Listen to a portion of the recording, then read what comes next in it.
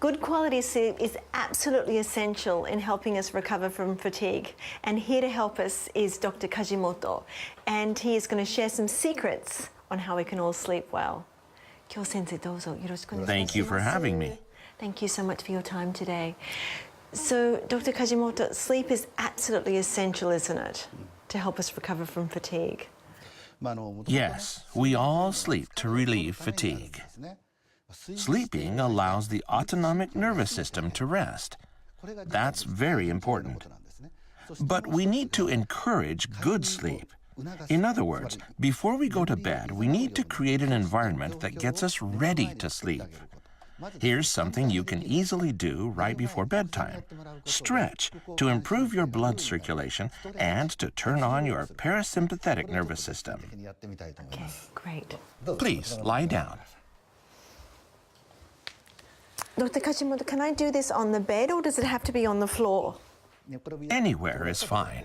Okay, great. Now, bend your knees, one at a time, and bring them up to your stomach. Like this? That's right. And please do the same with the other knee. Now, both knees together and keep them there for 3 seconds. And bring them down slowly.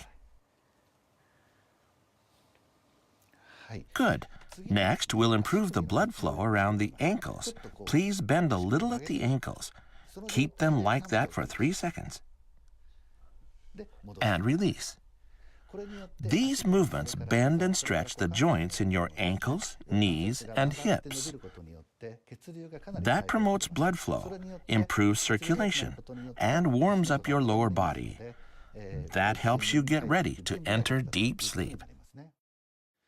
While we sleep, we breathe, and breathing actually requires quite a bit of energy. If you open up your respiratory tract, it lets you breathe more easily. That allows you to get a good deep sleep, and your autonomic nervous system rests. Now, let's try opening up the respiratory tract. Okay, great. Please do this exercise before bedtime. First, the jaw. People whose jaw is drawn back tend to snore. The respiratory tract becomes narrow. So you want to bring the lower jaw to the front. That's good. So I have to bring this forward, my chin forward. Keep it there for 10 seconds.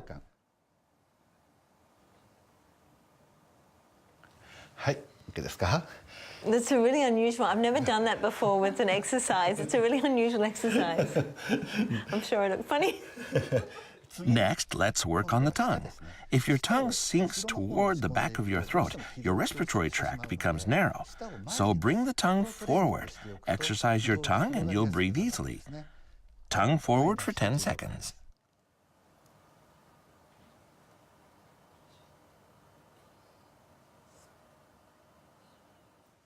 Next, let's exercise the soft palate at the back of your throat. This is where the uvula is. When the soft palate closes, it can cause snoring or narrow the respiratory tract. So let's practice raising the soft palate. Open your mouth wide open like ah. Imagine you're lifting the uvula.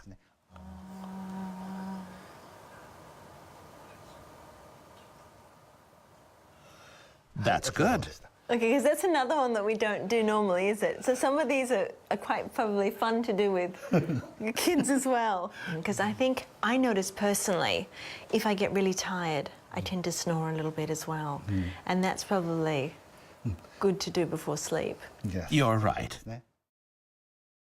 Now I'd like to share some more tips for better sleep. First, could you show me how you normally sleep? So generally, I move a lot during the night, but I generally sleep on the side. So I'll sleep like this. On your right side? I move a lot. Sometimes I sleep on this side, sometimes I sleep on that side, and then sometimes I move like this. Actually, the way you sleep is very good. Oh, really? Oh, that's one good thing I do. If you sleep on your back, your tongue sits right above your respiratory tract. Exactly. The weight of the tongue forces the respiratory tract to become narrow during sleep. That makes it hard to breathe. To keep the tongue from sinking, sleep on the side rather than the back. That way it's easier to breathe. In fact, more than half of the people who snore or suffer from sleep apnea improve when they switch from sleeping on their back to sleeping on their side. When you sleep on your side like this, your tongue is sideways too. It doesn't touch the respiratory tract, so there's plenty of room for breathing. And one more thing, quite a few women have a stomach problem called gastroptosis. Weight and gravity cause the stomach to descend to a lower than average position. The stomach's exit, or gastric outlet, is located on the lower right end of the organ. So, if you sleep on your right side, what's left in your stomach can flow out easily, and that helps you sleep well. So then I should be sleeping on am I sleeping on the right side now? Yes, that's the best. Okay. But if it's uncomfortable to stay like this for a long time, you can roll over too. Now, people who usually sleep on their back may find it difficult to sleep on their side. There's something useful for them. Here it is. It's a body pillow that you can hug, or you can also use one that's long enough for two people. They're available at most bedding stores. Put this between your knees and place your left leg on top of it. You can wrap your legs around it too. Will you like this? You want to make sure you're comfortable. Oh, this is comfortable. Actually, this is really comfortable. This posture is really the best. If you're pregnant or overweight, your stomach probably feels heavy. But if you sleep this way, you feel more comfortable around your stomach and your body is more stable. It's called the Sims position. It's a good posture for expecting mothers and overweight people. Putting one leg on top of the pillow makes the body much more stable. This can make sleeping on the side more comfortable, and it helps keep the respiratory tract open.